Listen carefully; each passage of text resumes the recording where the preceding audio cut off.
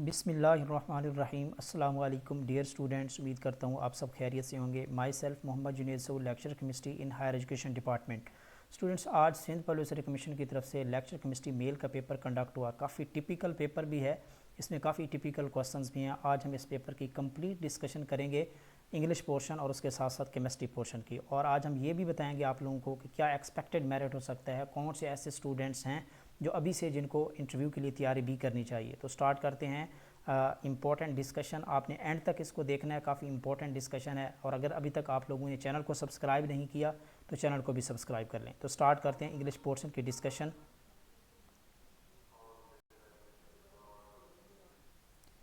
Okay students, question number 1, by the stroke of luck the troops prevailed avoiding a crushing defeat. इसका जो correct option है वो B option is the correct.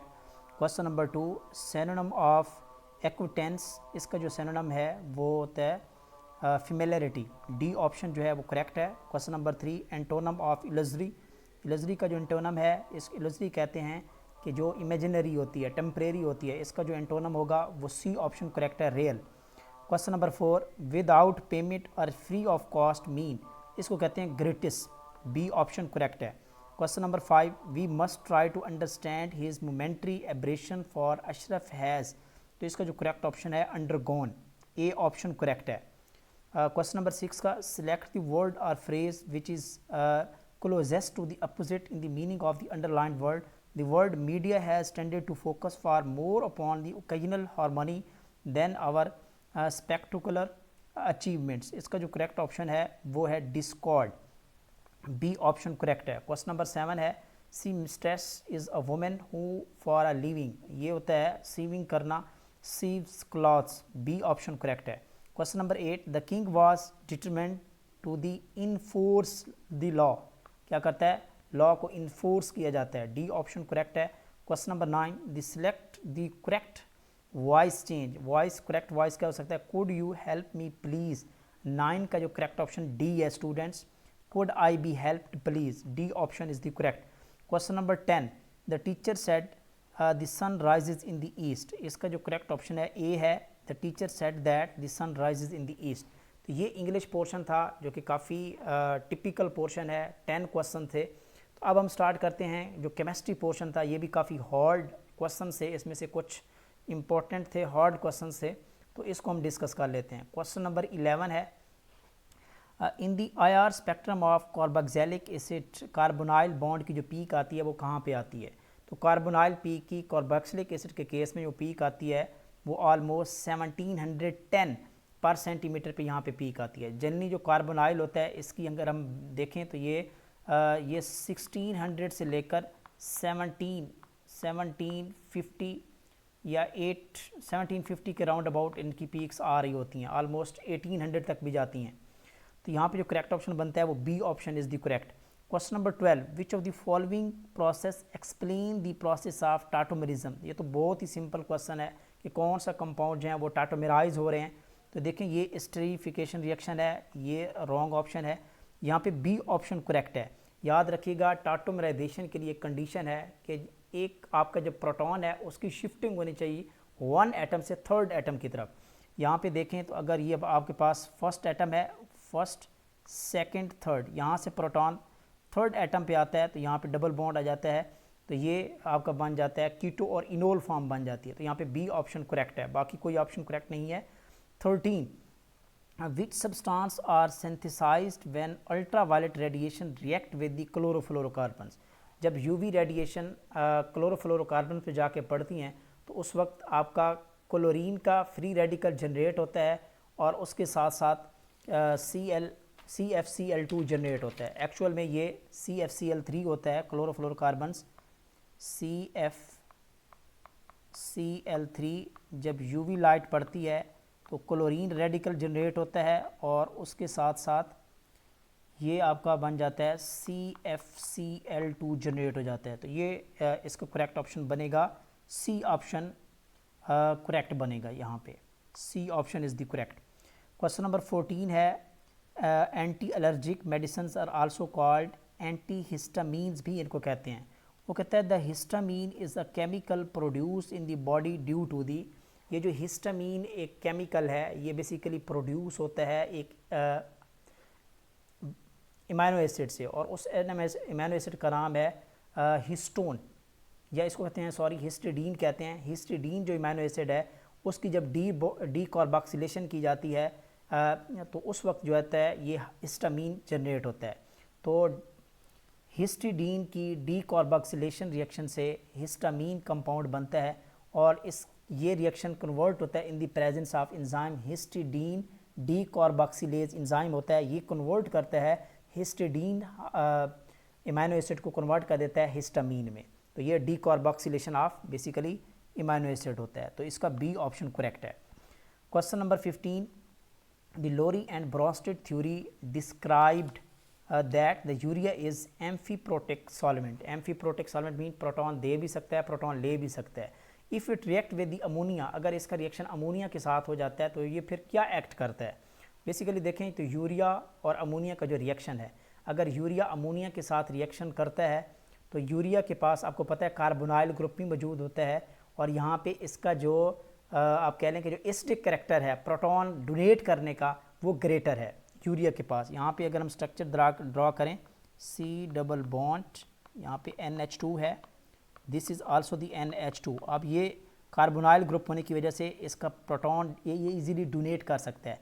तो जब donate करता है तो according to the Lowry Bronsted concept ये एक्ट करता है एसिड करता है। अब जब ये अमोनिया को ये प्रोटॉन देता है तो इसके रिज़ल्ट में आपको पता है अमोनियम आयन बनता है, NH4+ बनता है, और यहाँ से प्रोटॉन निकल जाता है तो ये आपका बन जाता है ए ऑप्शन बन जाता है। तो ये बन जाता है, यानी कि एक्ट करता है एज अ एसिड, और उसके साथ जो फॉर्मेशन होती है वो इस कंपाउंड की फॉर्मेशन होती है। तो ए ऑप्शन करेक्ट होगा।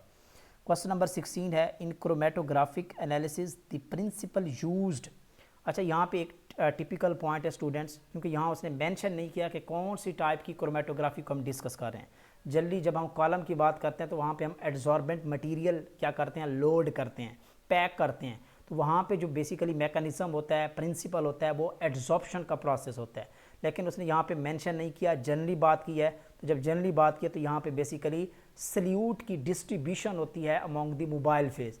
तो ये ओवरऑल जो जनरल टर्म यूज़ करते हैं यहाँ पे जो सूटेबल आंसर है वो है डिस्ट्रीब्यूशन प्रिंसिपल यूज़ होता है। तो B option is the correct. हाँ, अगर वो कह देता कि आप कॉलम क्रोमेटोग्राफी यूज़ कर रहे हैं तो कॉलम में कौन सा प्रिंसिपल यूज़ होता है, या एड्जॉर्प्शन क्रोमेटोग्राफी में कौन सा प्रिंसिपल यूज़ हो सकता है, तो तब एड्जॉर्प्शन जो था वो सूटेबल आंसर होता। लेकिन जनरल बात की है उसने क्रोमेटोग्राफी की, तो distribution is the general principle in case of chromatographic techniques. B option is the correct.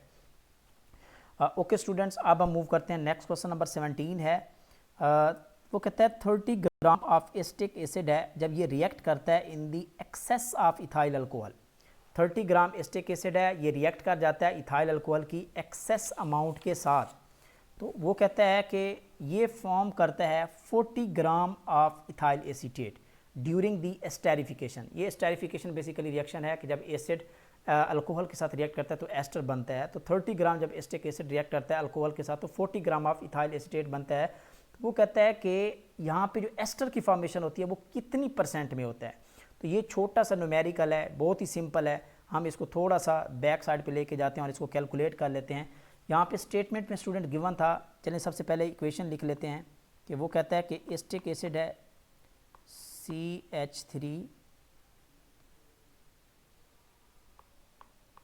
CH3COOH। Acetic acid जब ये रिएक्ट करता है C2H5OH के साथ, ठीक हो गया स्टूडेंट्स। तो यहाँ पे हमें मिलती है ester C2H5 C double bond OCH3 बनता है, साथ वाटर बनता है।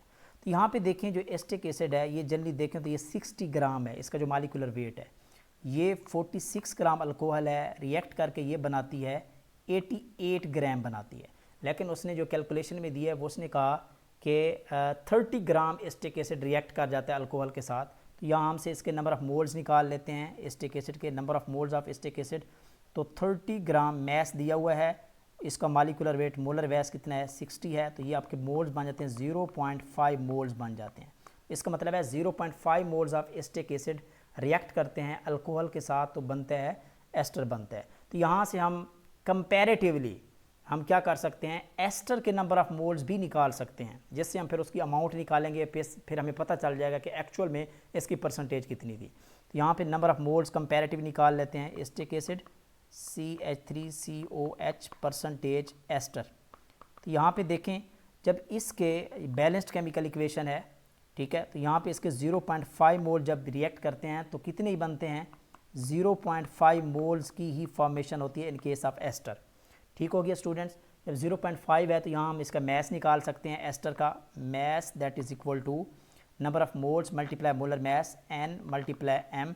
मोल्स हैं 0.5, इसका जो मोलर मैस है एस्टर का यहाँ पे 88, तो ये इसके मैस बन जाता है 44 ग्राम बन जाता है। ये है आपका जो थ्योरेटिकल वैल्यू है। क्या है स्टूडेंट, ये थ्योरेटिकल जो हमने कैलकुलेट की है। अब स्टूडेंट देखें कि हम यहाँ से परसेंटेज यील्ड निकाल लेते हैं। Percentage yield that is equal to actual yield over theoretical yield multiply 100। अब एक्चुअल यील्ड उसने दे दी थी क्वेश्चन के अंदर ही कि जब 30 ग्राम एस्टिक एसिड रिएक्ट करता है तो हमें मिलता है 40 ग्राम मिलता है एस्टर का। जब 40 मिलता है, लेकिन अब हमने बैलेंस्ड केमिकल इक्वेशन से थ्योरेटिकली इसको कैलकुलेट किया तो हमारे पास एस्टर की फॉर्मेशन हुई 44 ग्राम मल्टीप्लाई 100। आप इसको कैलकुलेट करें तो ये आंसर आ जाता है 90.9% इसका आंसर आ जाता है। तो ये एक सिंपल कैलकुलेशन थी। अगर आपने मैस मोल रिलेशनशिप और बेसिक जो फंडामेंटल कंसेप्ट वाला चैप्टर है वो पढ़ा हुआ है, सिंपल कैलकुलेशन आपको आती हैं, तो ये कोई इतना मुश्किल क्वेश्चन नहीं था। तो इसका करेक्ट ऑप्शन क्या बनेगा, 90.9%। तो ए ऑप्शन यहाँ पे करेक्ट है। नेक्स्ट मूव करते हैं क्वेश्चन नंबर 18 की तरफ।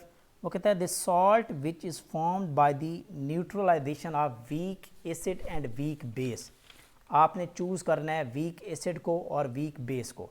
जनरली हम पढ़ते होते हैं कि आप अमोनियम हाइड्रोक्साइड का एस्टिक एसिड के साथ रिएक्शन करवा देते हैं, दोनों वीक एसिड और एक वीक बेस है, तो उसके रिजल्ट में जो हमें 60 मिलता है वो यहाँ पे गिवन नहीं है, वो अमोनियम एसीटेट बेसिकली बनता है। अगर वो वाला रिएक्शन करवाएं NH4COOH अमोनियम एसीटेट बनता है, तो ये यहाँ पे कहीं भी ऑप्शन गिवन नहीं हुआ। तो अब हम कोई और पेयर चूज़ करते हैं कि कौन सा वीक एसिड लें और कौन सा वीक बेस लें। तो आप चूज़ कर लें स्टूडेंट, यहाँ पे अगर आप चूज़ करना चाहें तो बहुत ही कम्बिनेशन है। आप अमोनियम हाइड्रोक्साइड का कार्बोनिक एसिड के साथ ले लें कम्बिनेशन। मैं यहाँ पे लिख देता हूँ NH4OH अमोनियम हाइड्रोक्साइड का H2CO3। आपको पता है जो कार्बोनिक एसिड है ये वीक एसिड होता है और ammonium hydroxide is the weak base. जब ये रिएक्ट करते हैं तो आपको पता है मिलता है NH4 ट्वाइस CO3 आपको मिलता है और साथ वाटर की फॉर्मेशन होती है। तो ये सी ऑप्शन यहाँ पे करेक्ट है, C option is the correct. Next question number 19 है only one pair of liquid in the following set of solution does not obey the Raoult's law. तो यहाँ पे देखें तो जो राउट्स लॉ को ओबे नहीं करता, तो मेथनॉल और एथनॉल इसका जो कम्बिनेशन होता है ये आइडियल सोल्यूशन बनाता है, बेंजीन टोलिन भी, एन हेक्सेन एन ऑक्टेन भी। लेकिन ये जो है डी ऑप्शन करेक्ट है, प्रोपानोल और प्रोपानोन ये बनाता है ये आपका राउट्स लॉ को फॉलो नहीं करता और ये जनरली आपका एजियोट्रॉपिक मिक्सचर बनाता है और नॉन आइडियल सोल्यूशन को फॉलो करता है। तो डी ऑप्शन करेक्ट होगा। अब हम मूव करते हैं क्वेश्चन नंबर 20 की तरफ। ये भी न्यूमेरिकल है, काफ़ी सारे न्यूमेरिकल इस यहाँ पे गिवन है। क्वेश्चन नंबर 20 वो कहता है automotive anti freeze is the 60% weight by weight. 60% weight by weight दिया है, ठीक है, यानी कि सल्यूट और सॉल्वेंट का। Aqueous solution of ethylene glycol, पानी के अंदर हमने सोल्यूशन बना लिया, यानी कि 60% हमने एंटी फ्रीजिंग एजेंट लिया है, यानी कि आप कह लें कि 100 अगर % लें तो उसमें से 60 ग्राम हमारा इथाइलिन ग्लाइकोल है और जो 40% है यानी कि 40 ग्राम है वो हमारा वाटर है, उसमें हमने सोल्यूशन बनाया है। इस सेंटेंस का मीनिंग यही है। और कहता है कि इट्स मोलैलिटी क्या होगी। जब ये लाइन सेंटेंस को आपने अंडरस्टैंड कर लिया तो फिर आपके लिए मोलैलिटी फाइंड आउट करना इतना मुश्किल नहीं है। तो अब हम थोड़ा सा मूव करते हैं रफ पेज की तरफ और कैलकुलेट करते हैं कि ये किस तरह आपने कैलकुलेशन करनी है। ओके स्टूडेंट्स, यहाँ पे उसने बताया कि 60% इथाइलिन ग्लाइकोल का सोल्यूशन हमने बनाया है। जब 60% इथाइलिन ग्लाइकोल है तो इसका मतलब है उसका 60 ग्राम है टोटल 100 ग्राम में से। इसी तरह आप देखें कि जो सॉल्वेंट आपने बनाया है सोल्यूशन वाटर, तो आपको पता है 60% जो इसमें इथाइलिन ग्लाइकोल है तो 40% इसमें वाटर होगा। इसका मतलब ये हुआ कि 40 ग्राम इसमें आपका सॉल्वेंट है, वाटर है। तो टोटल जो सोल्यूशन है, मैस ऑफ सोल्यूशन की अगर हम बात करें तो वो टोटल कितने है, वो हमारे पास 100 ग्राम है। ओके हो गया स्टूडेंट्स। अब हम क्या कर लेते हैं, अब हम डिटरमिन कर लेते हैं नंबर ऑफ मोल्स, इसके इथाइलिन ग्लाइकोल के नंबर ऑफ मोल्स। तो number of moles is equal to mass, mass कितना है 60 ग्राम है। टोटल मोलर मैस होता है इथाइलिन ग्लाइकोल का, वो होता है 60, ऑलमोस्ट 62.07 होता है। जब हम इसको कैलकुलेट करते हैं तो हमारे पास मोल्स आते हैं 0.97 मोल्स आ चुके हैं। कितने आ चुके हैं, मोल्स। और हमें पता है मोलैलिटी क्या होता है, मोल्स, नंबर ऑफ मोल्स इन पर केजी ऑफ द सॉल्वेंट, इसको कहते हैं मोलैलिटी। तो इसका मतलब ये हुआ कि molality is equal to the number of moles, ठीक है। इसको अगर हम डिवाइड कर दें किस पे, सॉल्वेंट पे, किसके ऊपर, volume of solvent. Number of moles कितने हैं 0.97 डिवाइडेड बाय सॉल्वेंट, हमारा वाटर है तो कितना था 40 ग्राम था, लेकिन हमने क्या लेना होता है केजी में लेना होता है, तो ये बन जाएगा 0.04 केजी। सॉल्वेंट क्या है, वॉल्यूम क्या हो गया 0.04 केजी होगा, तो ये बन जाएगा 0.04 केजी। 0.97 को 0.04 केजी पे डिवाइड करेंगे तो आपको आंसर मिल जाएगा 24.25 जो है ये आपको आंसर मिल जाएगा moles per kilogram, moles per kilogram 24.25। तो अब हम चलते हैं ऑप्शन की तरफ। तो इसका जो करेक्ट ऑप्शन है 20 का, वो बी ऑप्शन करेक्ट है, 24.2 मोल्स पर केजी। तो बी ऑप्शन यहाँ पे करेक्ट है, स्टूडेंट नोट कर लें। तो ये थी एक important calculations. Okay student, next move करते हैं 21 की तरफ। The given reaction is the example of free radical substitution. Free radical substitution है तो स्टूडेंट्स हमने नोट कर लें। और फिर सनलाइट की मौजूदगी में रिएक्शन हो रहा है, और जब भी सनलाइट की प्रेजेंस में रिएक्शन होता है तो ये फॉलो करता है जीरो ऑर्डर ऑफ रिएक्शन को, बिकॉज उसके दोनों कंपोनेंट एक्सेस अमाउंट में होते हैं और वो रेट उस पर डिपेंड नहीं कर रहा होता। तो ये ए option is the correct, zero order को फॉलो करता है जब लाइट की प्रेजेंस में रिएक्शन होता है। नेक्स्ट क्वेश्चन 22 है, द कोलेस्ट्रॉल बेंजोएट, बहुत ही पंजाब टेक्स्ट में भी गिवन है। कोलेस्ट्रॉल बेंजोएट जो है ये कौन सा है, ये लिक्विड क्रिस्टल है, बी ऑप्शन करेक्ट है, example of liquid crystal. 23 helium gas effuse, important question. वो कहता है कि हीलियम गैस इफ्यूज़ करती है फ्रॉम अ होल, एक होल से 10 क्यूबिक डेसीमीटर वेसल है 5 सेकंड में। कितने में, इसका वॉल्यूम गिवन है, वॉल्यूम 10 क्यूबिक है और टाइम 5 सेकंड है। वो कहता है कि सेम होल है और ऑक्सीजन गैस अगर वहाँ उस होल में से उसी सेम वॉल्यूम में से पास करती है तो कितने टाइम में पास करेगी। तो ये भी एक बहुत सिंपल कैलकुलेशन है। हमारे जो स्टूडेंट जो हमारा ऑनलाइन सेशन अटेंड कर चुके हैं, ये सिंपल चीज़ें हैं जो हमने बार बार इस तरह के न्यूमेरिकल्स हमने सॉल्व किए हुए हैं लेक्चर्स के अंदर भी, नोट्स के अंदर भी। तो मैं आपको बताता हूँ कि स्टूडेंट्स हमने अपने नोट्स के अंदर एक फार्मूला पढ़ा होगा जब हमने बात की थी ग्राम लॉ ऑफ डिफ्यूजन। तो वहाँ हमने डिफरेंट रिलेशन, कोई 4 से 5 रिलेशन हमने डिस्कस किए थे, उसी में से एक फार्मूला यहाँ पे यूज़ होगा। तो हम थोड़ा रफ पे चलते हैं और इसको कैलकुलेट कर लेते हैं। ओके स्टूडेंट्स, तो हमने एक स्टूडेंट्स फार्मूला पढ़ा होगा कि V1 वॉल्यूम, अगर आपके पास एक गैस है उसका volume V1/T1 multiply T2/V2 that is equal to M2 का अंडर रूट ओवर M1 का अंडर रूट। ये एक रिलेशन हमने पढ़ा था ग्राम लॉ ऑफ डिफ्यूजन में। यहाँ पे देखें बिल्कुल सारी कैलकुलेशन यहाँ पे गिवन है, यहाँ वैल्यूज़ जस्ट पुट करेंगे तो देखें वॉल्यूम V1 जो हीलियम गैस का है वॉल्यूम वो 10 है, टाइम 5 सेकंड है। T2 हमने ऑक्सीजन गैस का निकालना है और वॉल्यूम V2 सेम है 10 है, इज़ इक्वल टू, अब यहाँ पे आ जाएं, अंडर M2 गैस ऑक्सीजन है तो इसका 32 है, हीलियम है तो इसका एटॉमिक मास 4 होता है, 4 को 32 पे डिवाइड करें तो 8 हो गया। 8 का स्टूडेंट्स अंडर रूट लें, 8 का जब अंडर रूट 10 से कैंसिल है तो ये बन गया T2/5। 8 का अंडर रूट आता है 2.8, क्या आता है 2.8। अब T2 5 को 2.8 से मल्टीप्लाई कर लें तो ये आपके पास आंसर आ जाएगा ऑलमोस्ट 14 सेकंड आपके पास आंसर आ जाएगा। तो ये एक सिंपल कैलकुलेशन थी। तो अब हम चलते हैं आंसर्स की तरफ। तो इसका जो करेक्ट ऑप्शन है वो 14.1 सेकंड जो है वो C option is the correct 23 का। नेक्स्ट क्वेश्चन 24 है, which of the following molecule is polar and its dipole movement. मज़े की बात है, ये तो बहुत सिंपल क्वेश्चन था। CO2 नॉन पोलर है, लीनियर है, ठीक है, ये भी नहीं हो सकता। कार्बन टेट्राक्लोराइड भी नॉन पोलैरिटी में आता है, मीथेन भी नॉन पोलर में आती है, तो यहाँ पे SO2 जो है वो करेक्ट ऑप्शन है बी, इसका जो डायपोल मोमेंट है। नेक्स्ट क्वेश्चन 25 है, the coordination number and oxidation state of cobalt complex given है।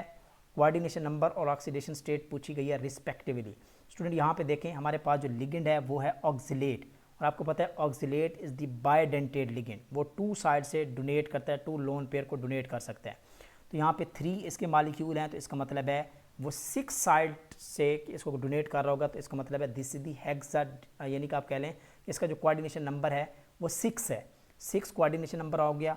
अब हम बात करते हैं कोबाल्ट का ऑक्सीडेशन स्टेट का। अब देखें, एक ऑक्सीलेट के मालिक्यूल पे -2 चार्ज होता है, तो टोटल -6 हो गया, सोडियम 4 है तो +4 हो गया, तो ये ओवरऑल 2 आएगा ऑक्सीडेशन स्टेट। तो इसका जो करेक्ट ऑप्शन बनता है वो ए ऑप्शन करेक्ट है। 6 कोऑर्डिनेशन नंबर है और 2 जो है इसकी ऑक्सीडेशन स्टेट है कोबाल्ट की, यहाँ पे A option is the correct. Next question 26 है, वो कहता है the metal ions of transition metals are paramagnetic, ठीक है। तो वो कहता है magnetic movement toward the magnetic field किसका ग्रेटर होगा। तो ये भी हम अपने ऑनलाइन बैच के अंदर 12 मरतबा ये MCQ डिस्कस कर चुके हैं, इस तरह का कॉन्सेप्ट। स्टूडेंट हमने बात की थी कि जो मैग्नेटिक मूवमेंट होता है it depends on the number of unpaired electron. आपके पास कोई कम्प्लेक्स गिवन हो, ट्रांजिशन मेटल्स की ऑक्सीडेशन स्टेट्स गिवन हो, just you have to configuration, आपने कन्फिग्रेशन करनी है, आपने अनपेयर्ड इलेक्ट्रॉन पे फोकस करना है। More will be the number of unpaired electron, more will be the magnetic movement. यहाँ आप इलेक्ट्रॉनिक कन्फिग्रेशन खुद कीजिएगा, ठीक है, बहुत शॉर्ट टाइम है। तो यहाँ पे अगर आप इलेक्ट्रॉनिक कन्फिग्रेशन करें तो यहाँ पे Fe2+ का जो अनपेयर्ड इलेक्ट्रॉन है ये टोटल हैं 4 अनपेयर्ड इलेक्ट्रॉन हैं। Fe3+ के पास हैं 3, इस तरह कोबाल्ट 2+ के पास हैं 3 अनपेयर्ड इलेक्ट्रॉन है, और क्रोमियम +3 के पास भी 3 अनपेयर्ड इलेक्ट्रॉन हैं। तो सबसे मैक्सिमम जो अनपेयर्ड इलेक्ट्रॉन है वो Fe2+ के पास हैं, तो इसका मैग्नेटिक मूवमेंट ग्रेटर होगा, तो A option is the correct option है 26 का। क्वेश्चन नंबर 27 है, वो कहता है FSF फ्लोरीन सल्फर और फ्लोरीन का जो बॉन्ड एंगल है इन SF6 मॉलिक्यूल जो कि ऑक्टाहेड्रल है, इसमें बॉन्ड एंगल क्या है। अच्छा, सबसे पहले हम देखें तो SF6 की जब हम हाइब्रिडाइजेशन करते हैं और उसकी स्ट्रक्चर ड्रा करते हैं, कुछ थोड़ा सा रफ पे चले जाते हैं ताकि आपको ये पॉइंट भी क्लियर हो जाए। तो इस तरह का एक मॉलिक्यूल होता है, आपको पता है SF यहाँ पे 2 एक्सियल पोजीशन पे होते हैं और 4 जो एटम्स होते हैं वो बिल्कुल इक्वेटोरियल पोजीशन पे होते हैं फ्लोरीन के, इस तरह। अब जो इक्वेटोरियल पोजीशन है इसका जो बॉन्ड एंगल होता है ये होता है 90 डिग्री होता है, और जो ये वाली पोजीशन है F और ये F जिसको एक्सियल कहते हैं, ये जो बॉन्ड एंगल है ये 180 का होता है। तो SF6 के मॉलिक्यूल में जो FSF के बीच में बॉन्ड एंगल है 2 टाइप का होता है, 90 डिग्री और 180 डिग्री। इसी तरह ये भी 90 डिग्री 90 डिग्री 90 डिग्री 90 90। तो एक्सियल और एक्सियल फ्लोरीन के बीच में जो बॉन्ड एंगल है वो 180 का है। तो इसका जो करेक्ट ऑप्शन स्टूडेंट बनेगा वो बनेगा डी ऑप्शन करेक्ट है, 90 degree and 180 degree. Next question 28 जो कि सिंपल है, in a process at constant volume पे जो चेंज इन इंटरनल एनर्जी होती है वो हीट के इक्वल होती है। ये रिलेशन आपने पढ़ रखा है, del E is equal to QV at constant volume. तो इसका करेक्ट ऑप्शन सी है। नेक्स्ट क्वेश्चन है, which one of the following statement about the mass spectrum of methyl bromide. तो ये लेक्चर्स के अंदर भी हम पढ़ चुके हैं ऑनलाइन सेशन में। स्टूडेंट्स जो हमारे स्टूडेंट्स हैं वो ये जानते हैं, हमने बात की थी कि जब हम बात करते हैं हेलोजन्स की, स्पेशली क्लोरीन और ब्रोमीन की, और उसका मास स्पेक्ट्रम ड्रा करते हैं तो ये आइसोटोपिक पीक्स आती हैं। और याद रखिएगा मैंने आपको बताया था कि ब्रोमीन के केस में आपको पता है एक 79 ब्रोमीन इसका आइसोटोप होता है और एक होता है 81 आइसोटोप होता है, और दोनों की जो पीक्स आती हैं उसकी जो इंटेंसिटी होती है वो ऑलमोस्ट इक्वल होती है, यानी कि 1:1 आप कह सकते हैं।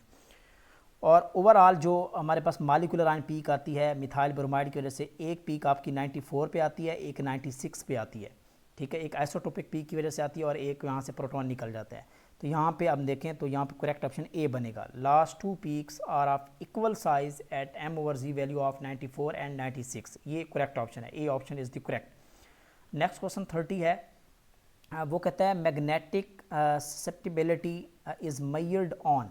मैग्नेटिक ससेप्टिबिलिटी होती है, आप इसको मेजर कर सकते हैं, इसके जनरली गोए बैलेंस भी यूज़ कर सकते हैं, आप फैराडे बैलेंस भी यूज़ कर सकते हैं, ये डिपेंड ऑन दी मेजरमेंट पे डिपेंड करता है। तो इसका जो करेक्ट ऑप्शन है वो डी है, both A and C is the correct option है 30 का। 31 पे चले जाते हैं। Natural rubber consist of polymers of organic compound, जो एसोप्रीन यूनिट है ये बेसिकली जाके नेचुरल रबर बनाता है, तो A option is the correct option है। 32 what is the indicated when a chemical cell's voltage has drop to zero, जब किसी भी केमिकल सेल का वोल्टेज जीरो पे ड्रॉप हो जाता है तो इट मीन कि वो जो सेल का रिएक्शन है वो इक्विलिब्रियम पे पहुंच चुका है, ठीक है, और फुल्ली डिस्चार्ज हो चुका है cell. C option is the correct. Question number 33 जो कि बहुत फेमस है, रिपीटेड क्वेश्चन भी है। In crystal field theory the energy gap between the T2G and EG set, और ये भी हम अपने लेक्चर्स के अंदर, अपने नोट्स के अंदर, टेस्ट के अंदर हम ऑनलाइन सेशन में ये चीज़ें डिस्कस करवा चुके हैं कि जनरली T2G और EG सेट के बीच में जो डिफरेंस होता है वो होता है 10dQ होता है। B option is the correct. 34 for second order reaction, वो कहता है कि सेकेंड ऑर्डर रिएक्शन है उसकी इनिशियल कंसंट्रेशन ए जो है वो 0.25 है, उसका रेट कांस्टेंट की वैल्यू भी गिवन है और रिमेनिंग कंसंट्रेशन टाइम भी गिवन है, ठीक है, और कंसंट्रेशन आफ्टर, अच्छा रिमेनिंग भी हमने डिटरमिन करनी है और टाइम 29 सेकेंड है। तो स्टूडेंट्स ये न्यूमेरिकल भी हम इजीली सॉल्व कर सकते हैं, जो हमारे स्टूडेंट्स हैं ये भी हम लेक्चर्स के अंदर बात कर चुके हैं। अब हम थोड़ा सा रफ पे जाते हैं और मैंने आपको एक इक्वेशन ड्राइव की होगी लेक्चर और नोट्स के अंदर कि सेकंड ऑर्डर के केस में हमने जो इक्वेशन बनाई थी न्यूमेरिकल्स के लिए वो हमने कुछ यूं लिखी थी, ज़रा नोट कीजिएगा इसको।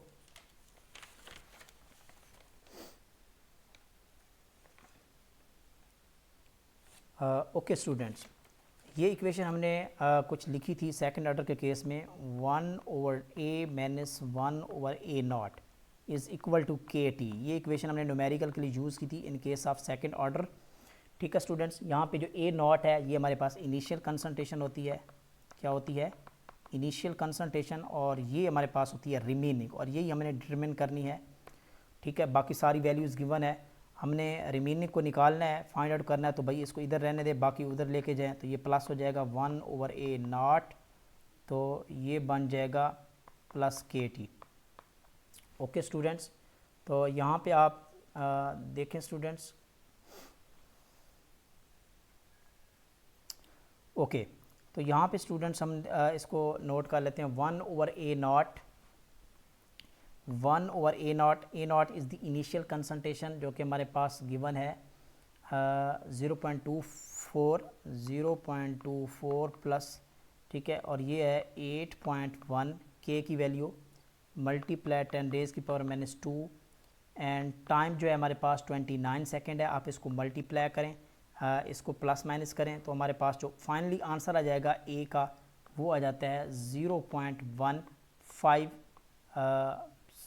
सेकेंड आ जाता है इसका तकरीबन, सॉरी कंसंट्रेशन 0.15 जो है कंसंट्रेशन आ जाती है। आप इसको खुद कैलकुलेट कीजिएगा, बिल्कुल सेम यही फार्मूला आप यूज़ करके इसको कैलकुलेट करें। तो इसका जो करेक्ट ऑप्शन बनेगा 0.15, correct option is B 0.15 molar. Question number 35 है, पॉलीमर्स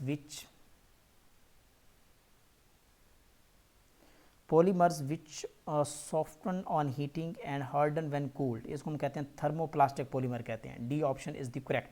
क्वेश्चन नंबर 36 है, ये भी न्यूमेरिकल है, ये भी विजिबल स्पेक्ट्रोस्कोपी में हमने ये रिलेशन डिस्कस किया था, बहुत सिंपल कैलकुलेशन है, आप इसको सॉल्व कर सकते हैं। वो कहता है कि वेव लेंथ तो उसने दे दी है और उसके बाद उसने कहा कि ये सोल्यूशन है, कि इसकी कंसंट्रेशन गिवन है, एब्जॉर्बेंस गिवन है और पाथ लेंथ गिवन है, तो वो मोलर एक्सटिंक्शन कोफिशिएंट की वैल्यू पूछ रहा है। तो सिंपल फार्मूला आप यूज़ करें, रफ पे जाते हैं, इसको सॉल्व कर लेते हैं, सिंपल कैलकुलेशन है। ओके स्टूडेंट्स, हमने फार्मूला रिलेशन पढ़ा था, absorbance is equal to molar absorptivity coefficient CL, हमने फाइंड आउट करना है E की वैल्यू, ये बन जाएगा A/CL बन जाएगा। एब्जॉर्बेंस हमारे पास है 0.15, कंसंट्रेशन हमें गिवन है 1 × 10 रेज़ की पावर -3, पाथ लेंथ गिवन है 1 सेकेंड, ठीक हो गया। तो ये बन गया 0.15 डिवाइडेड बाय 10 रेज़ की पावर -3, आप इसको लिख सकते हैं 0.15 मल्टीप्लाई 10 रेज़ की पावर 3, और यहाँ इसको मल्टीप्लाई करें तो ये आपके पास आंसर आ जाएगा 150, क्या आ जाएगा, ऑलमोस्ट 150 इसका आंसर आ जाएगा।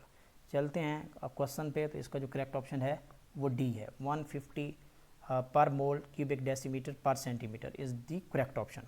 37 क्वेश्चन है, which of the following statement is not true about the precision of data. Students, हमने एनालिटिकल केमिस्ट्री पोर्शन में हमने दो चीज़ें पढ़ी थी, एक एक्यूरेसी होती है, एक प्रिसीजन होती है.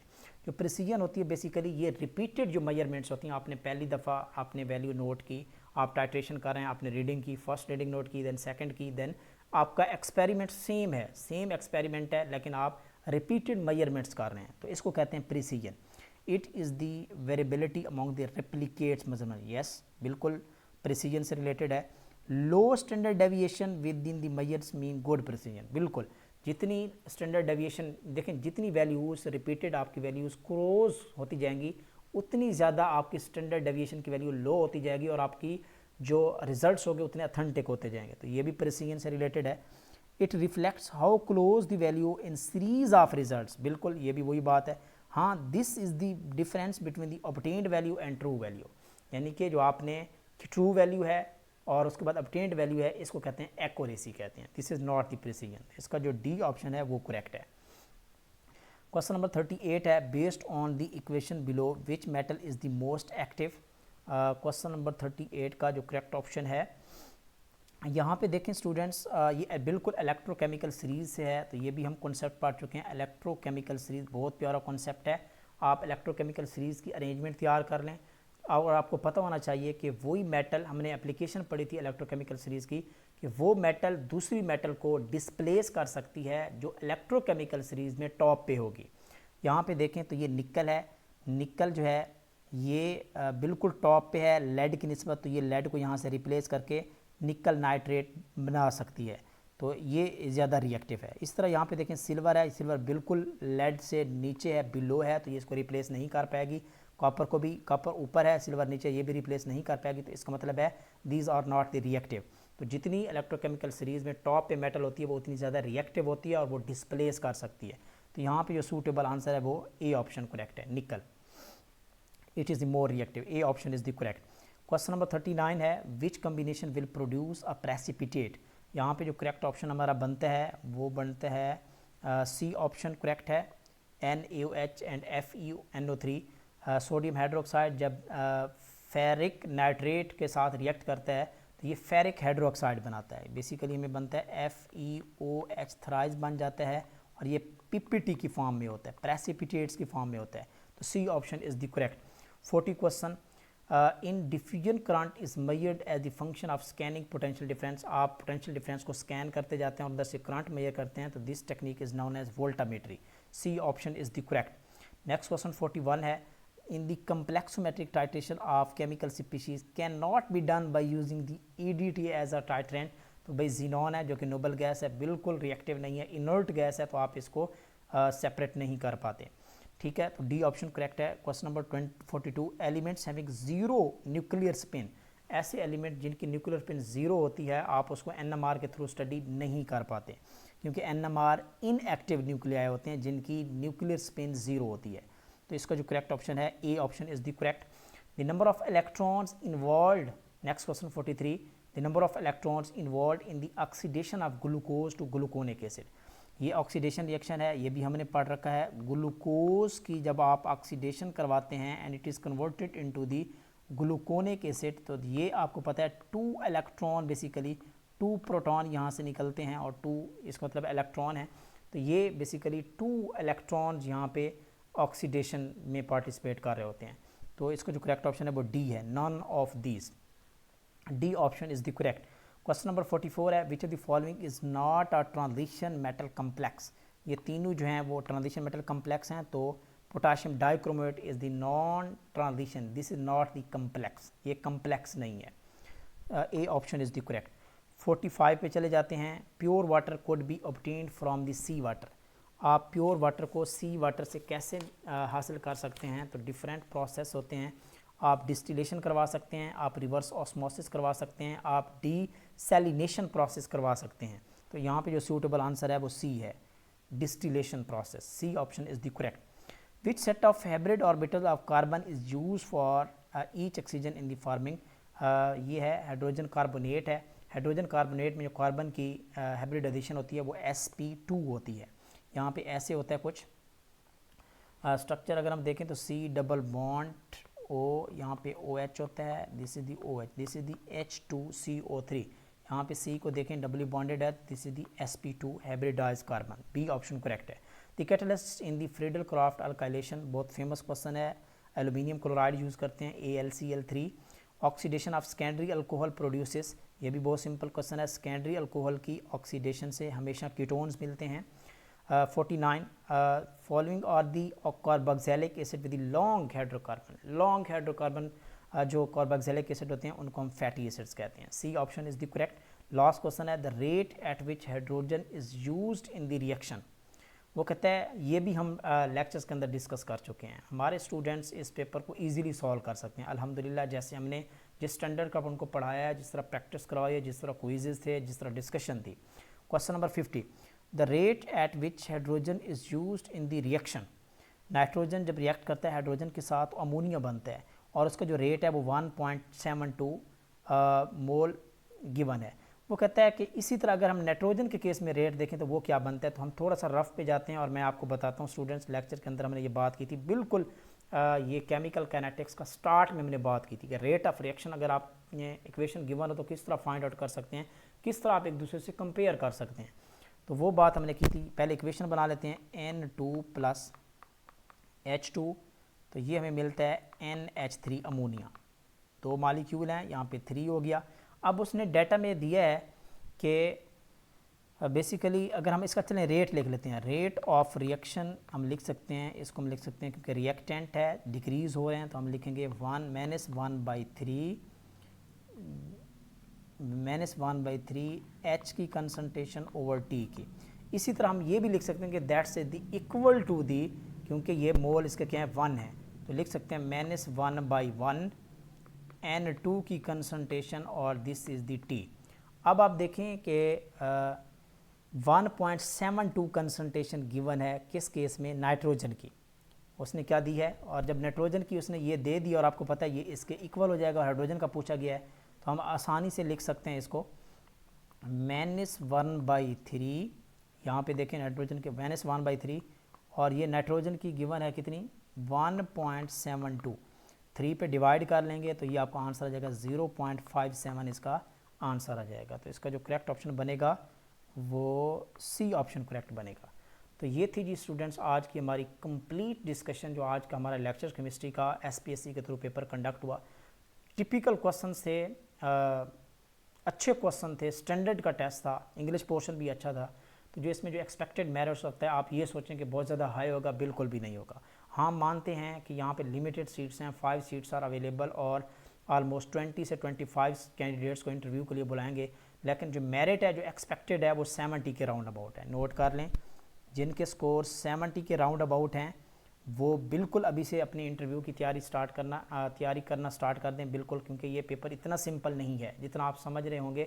तो इसलिए 70 के राउंड अबाउट जो स्टूडेंट जिनके मार्क्स हैं वो अपनी अभी से इंटरव्यू की तैयारी करें। इंशाल्लाह गुड लक, आप लोगों के लिए हमारी दुआएं हैं, नेक ख्वाहिशात हैं, अल्लाह ताला आप लोगों को कामयाब फरमाए। तो मिलते हैं नेक्स्ट वीडियो में, तब तक के लिए अपना ख्याल रखिए, अल्लाह हाफिज़। और इस तरह इंशाल्लाह हम जो अच्छी वीडियोज़ होते हैं, डिस्कशन होती है, हम बनाते रहते हैं।